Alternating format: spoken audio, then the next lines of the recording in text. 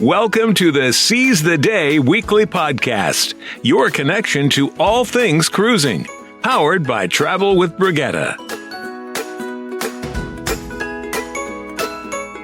And I'm Julie Williams, along with Travel with Brigitte travel agent Carla Mesa. This is the Seize the Day cruise show. So today we're going to talk about what are the essentials that you better have with you, the documentation, even to get on the cruise ship, because you won't get on without them. Of course, the obvious one, Carla, would be the passport. Yes, I'm going to say that's first and foremost. And, you'll probably still be allowed on without your passport, especially if you're returning to the same country. But with every cruise, you're usually going to enter a new country at your port, and you just never know what could happen, and you need to have your passport on you. That is definitely first and foremost. On top of that, a little fact that not everyone knows is your passport also needs to have at minimum 6 months before it expires. It needs to be valid for another 6 months before it expires for it to be considered valid for use.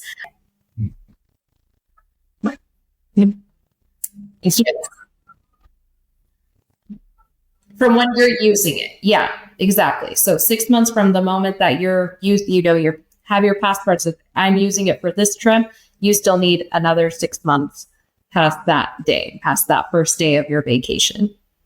Yeah. I know for some people that, I think the first time I heard that, I was even like, well, then why is there an expiration date? Why isn't the expiration date 6 months prior? And I still don't know the reason. All I know is that that is the rule and there's no going around it. But if you're looking at your passport right now, don't freak out if you're not going to have those 6 month pad after your cruise. There are ways to, expedite, or even if you have an actual emergency, get a same day passport. So if you do have any questions about that, or that is an issue you think you might have, reach out to us and we'll definitely help you out with that. Yes. The other thing I'd like to suggest as far as a passport goes, I think, by the way, that 6 month rule was not instigated in the U.S. I think one of the other countries or a couple of other countries that we cruise to have that rule, because you have to have the documentation that you need for the U.S. or for getting on the ship, plus you have to have what you need for each of the different ports. Yes. So, and we'll tell you a little bit about that. But also, when I got my passport renewed, I also got a passport card. Kind of an ID, looks like a driver's license, right? It cost a little bit more, but if I were to lose my passport, the passport card is just as good. So it's like having a backup passport. I wouldn't say it's just as good. I'd say it's very good to have, and especially in cruising, because it does work the same way as a passport for the ship. But say you were in a circumstance where, you're at the port and you didn't make it back to the ship and you have to fly home, or you have to fly into the States or fly into the next port into a different country, your passport card is not going to work. It is not going to replace your passport. Yes. Yeah. So, yeah, be careful with that one. As far as the flying goes, no, the passport card does not carry the same weight as a passport. It would be equivalent to just like your driver's license or your state ID. I will say a good point that you brought up, though, it is a real ID. So if you haven't gotten a real ID for your driver's license or your state ID and you happen to have a passport card, that is valid. Okay. And is even an older passport going to pass for a real ID because it's a passport? So I'm going to say that if you're going to try that, still have a different form of ID that isn't expired, and usually with them paired together, they will take that, but it's going to be very dependent on the TSA agent or whoever is determining whether or not they think that that's valid. Because I've actually been in that situation before where I crossed a border walking, I believe, and I only had my regular state ID or driver's license, and they were kind of pounding me on, well, why don't you have your passport? And I said, well, because it's expired. And they said, well, it doesn't matter, bring it anyway. Again, I was kind of like, well, it doesn't have an expiration date. But so that's my experience, and that's the only reason I'm saying that it could be okay if you bring an expired passport with another ID that is valid. Wow. Okay, so if you have any questions about passports, you can either email us or you can post a note below and we'll check those and we'll get back with you, or we'll have somebody, able to answer your question. Okay. The next thing I would say is the cruise boarding pass, your e-ticket.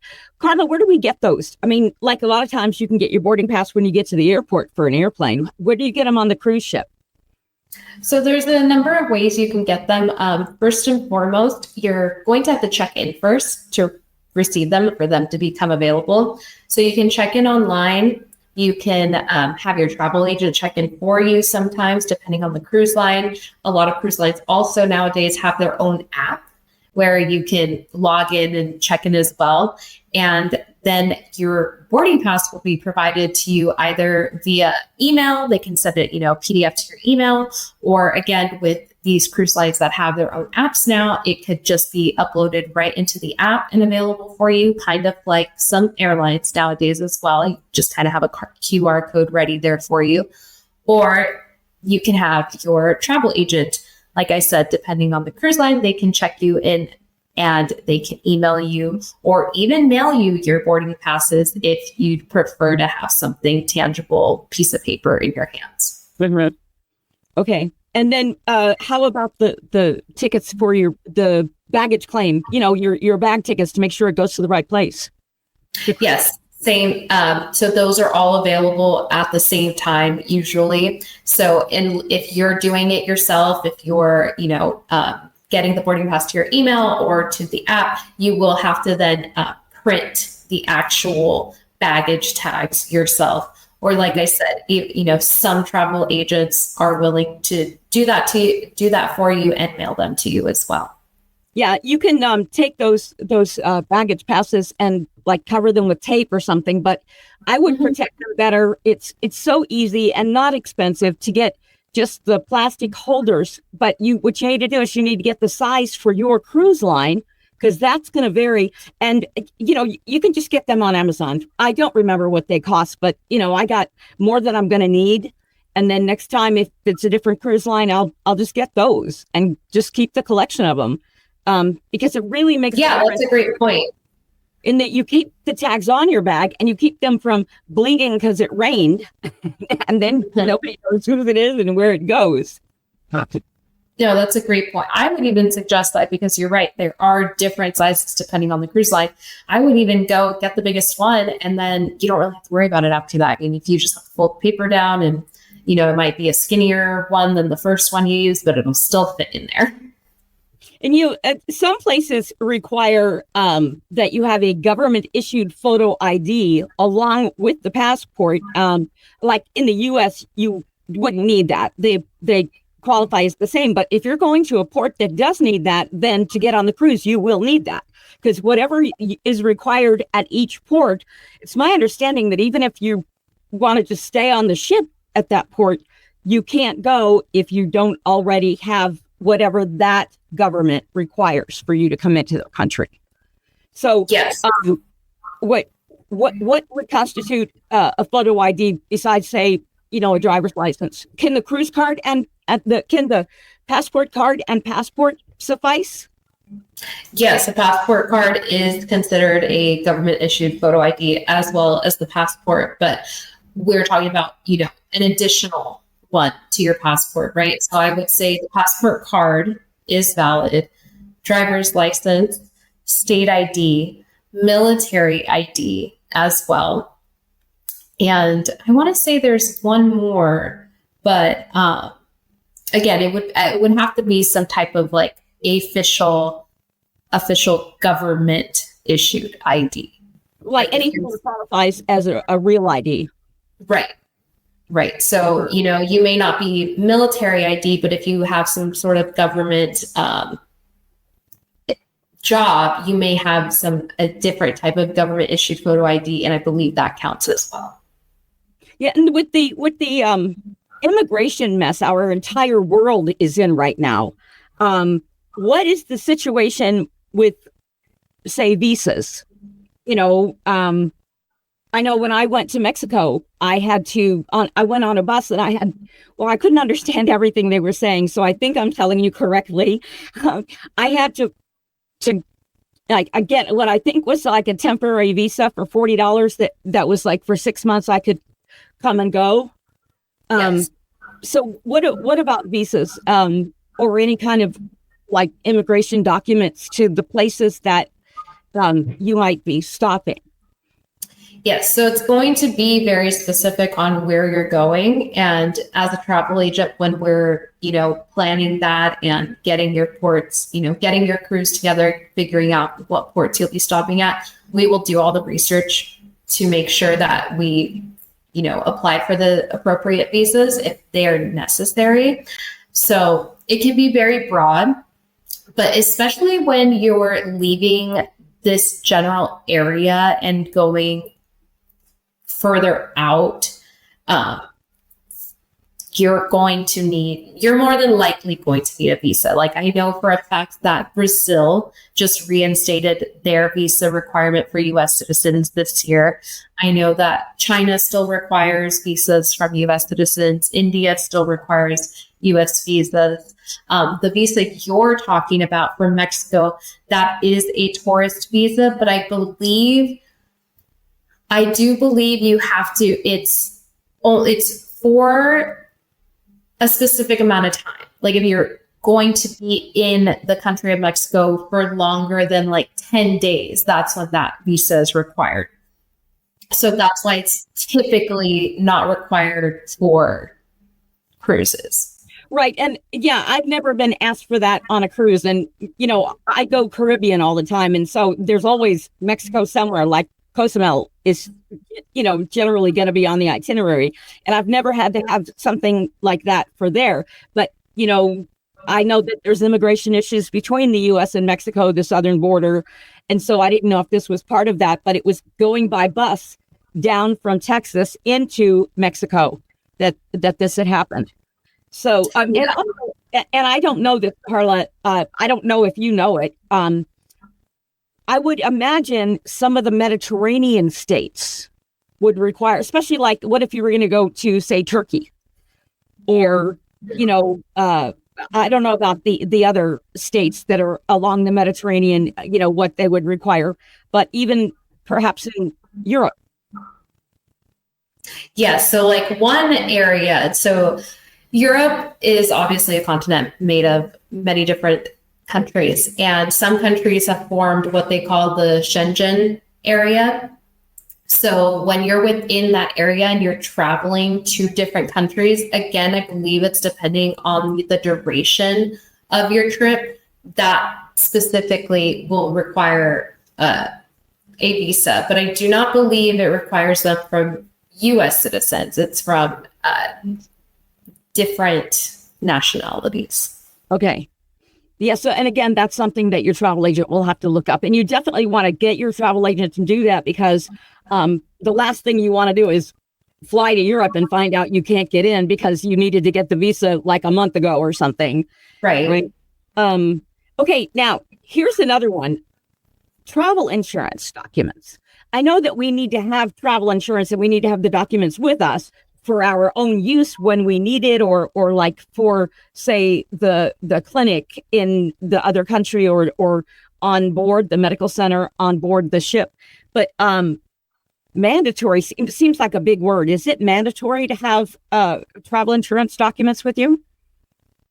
It isn't mandatory.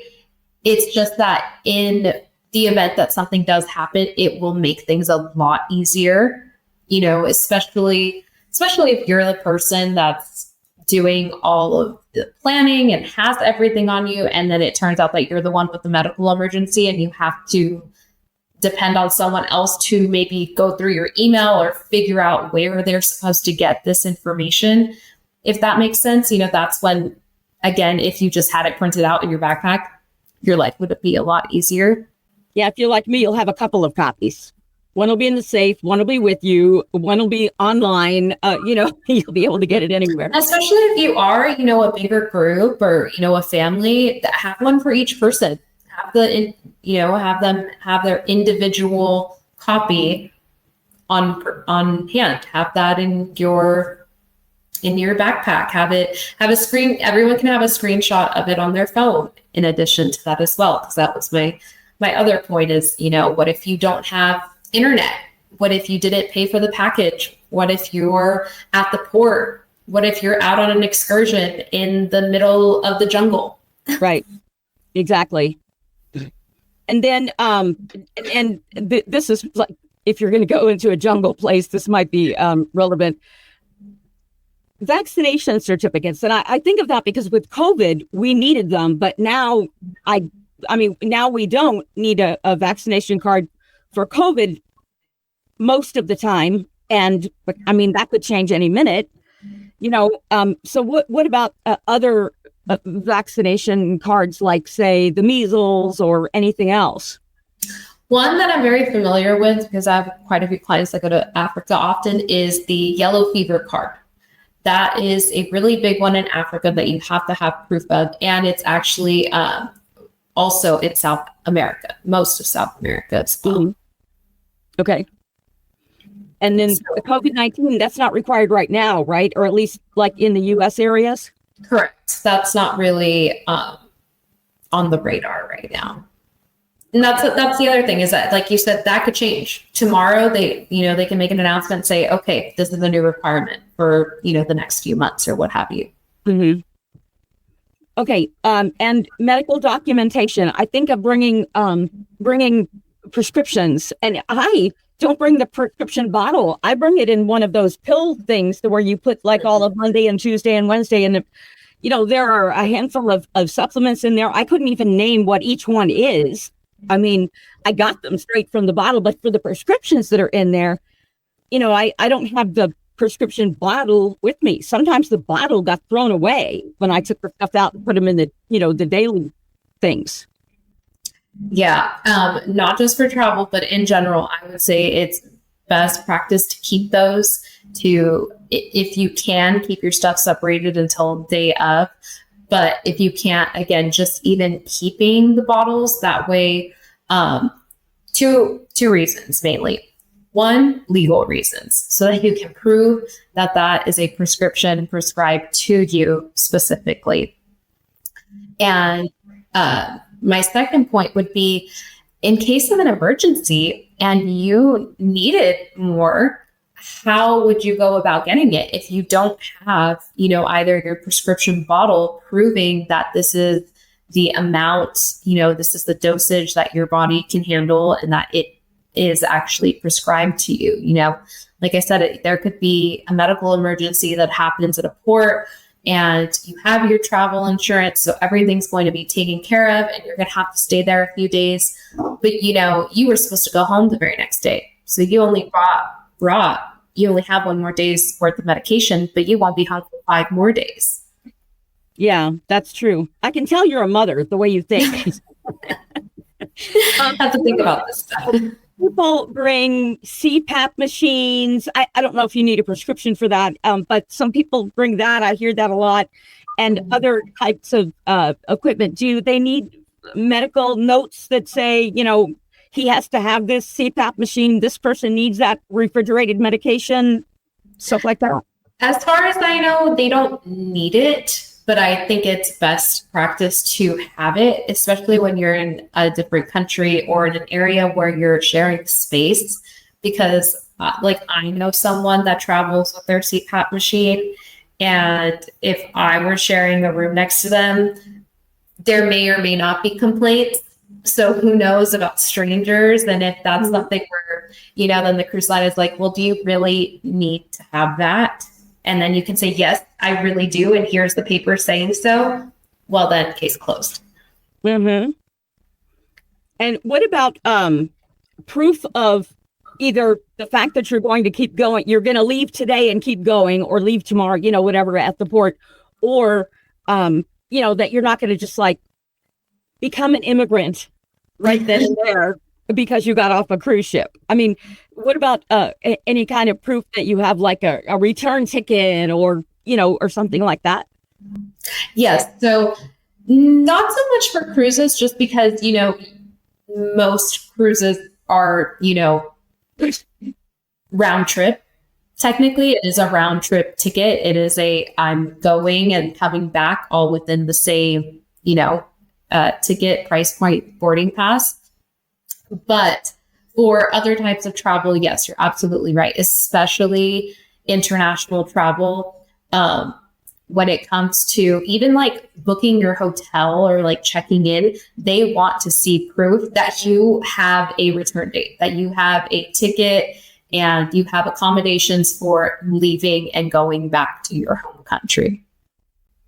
Yeah. On the ships, I can see why might not be as necessary because they know where every single person is. They know who's off the ship, who's on the ship, who was late and missed the ship. There's no question. They know exactly who you are. In fact, often it's my understanding that if somebody is late, there's like a custom officer at the port, and the cruise line will get your passports and give them to them. And then if we're late, then we're to report to the immigration officer at the port. I mean, everybody will be able to tell us where, because I'm sure there's someone late for every ship. It does happen. I think people are better at not letting it happen as often, but definitely happens. Right.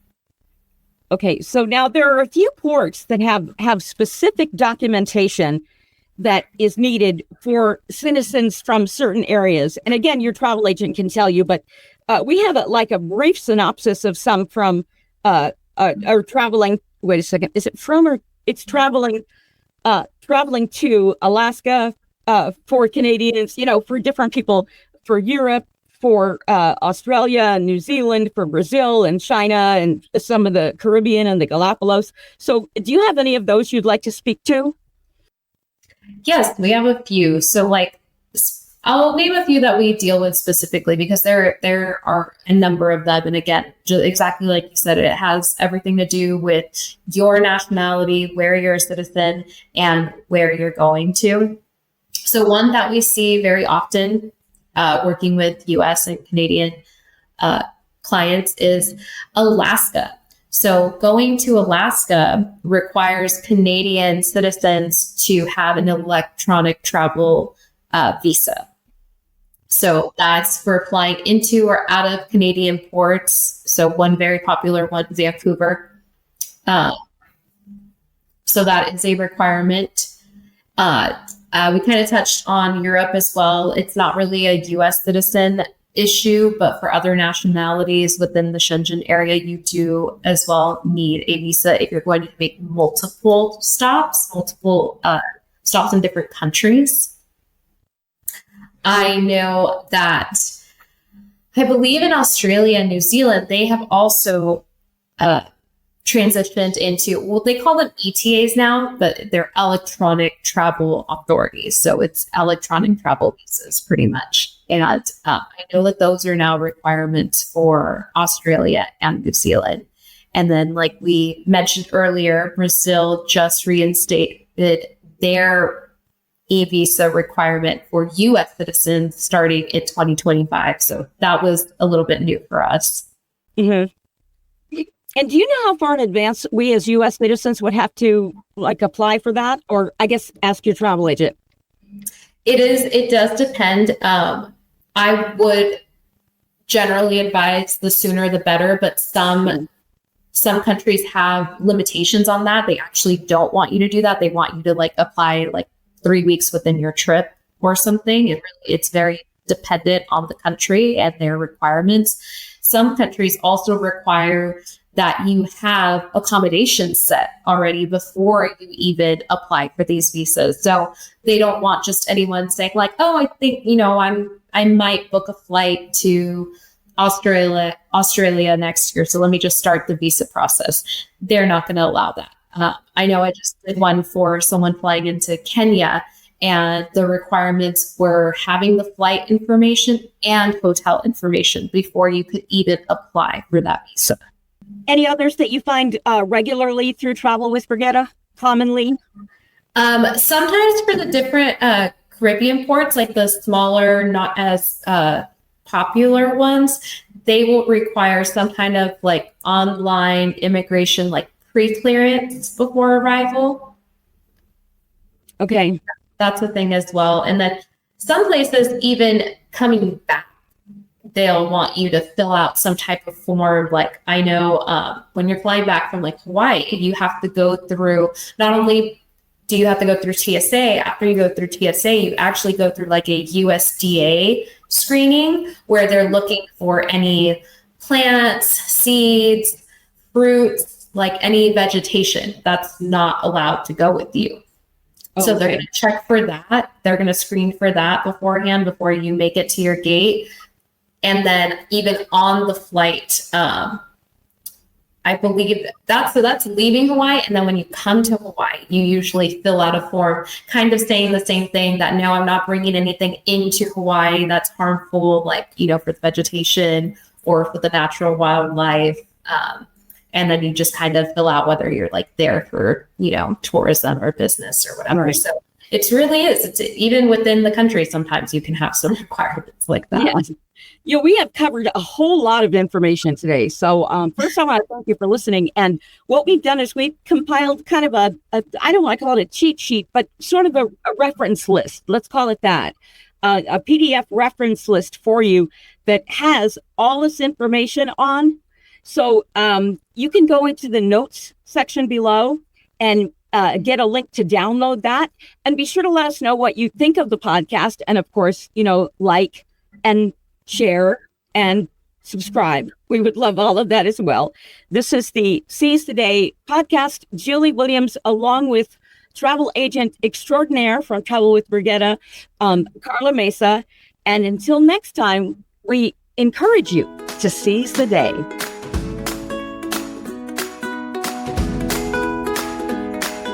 You've been listening to the Seize the Day podcast, powered by Travel with Brigitte.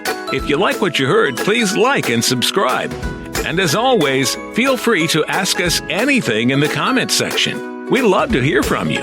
Or email us at bookings@travelwithbrigitte.com. Till next time, seize the day.